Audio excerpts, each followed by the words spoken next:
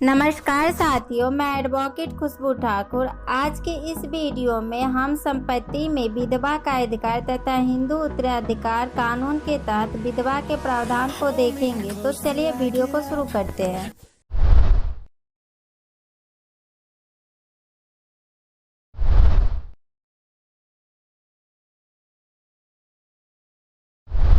संपत्ति में विधवा का अधिकार शादी होने के बाद पति की संपत्ति पर उसकी पत्नी का उस पर मालिकाना हक नहीं होता, लेकिन पति की हैसियत के हिसाब से उसकी पत्नी को गुजारा भत्ता दिया जाता है।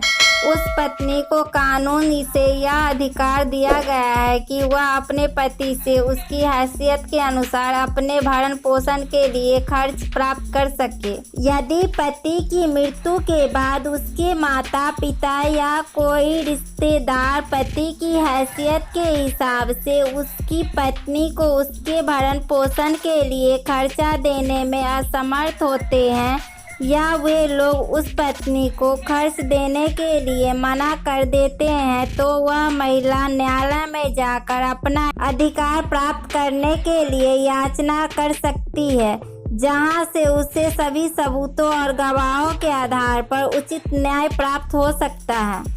हिंदू उत्तराधिकार कानून के तहत विधवा के लिए प्रावधान।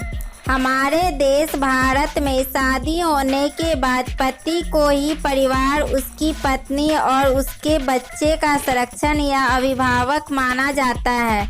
यदि किसी कारणवश पति की मृत्यु हो जाती है तो परिवार का खर्चा चलाना बहुत ही मुश्किल हो जाता है। इसी बात को ध्यान में रखते हुए कुछ कानून ऐसे बनाए गए हैं जिनके अनुसार पति की मृत्यु के पश्चात उसकी संपत्ति को उसकी पत्नी या उसके उत्तराधिकारियों के नाम पर हस्तांतरित कर दिया जाता है। हिंदू उत्तराधिकार अधिनियम 1956 में अनुसूचित के प्रथम श्रेणी में किसी व्यक्ति की संपत्ति के सभी वारिसों के बीच संपत्ति के वितरण के बारे में उल्लेख किया गया है।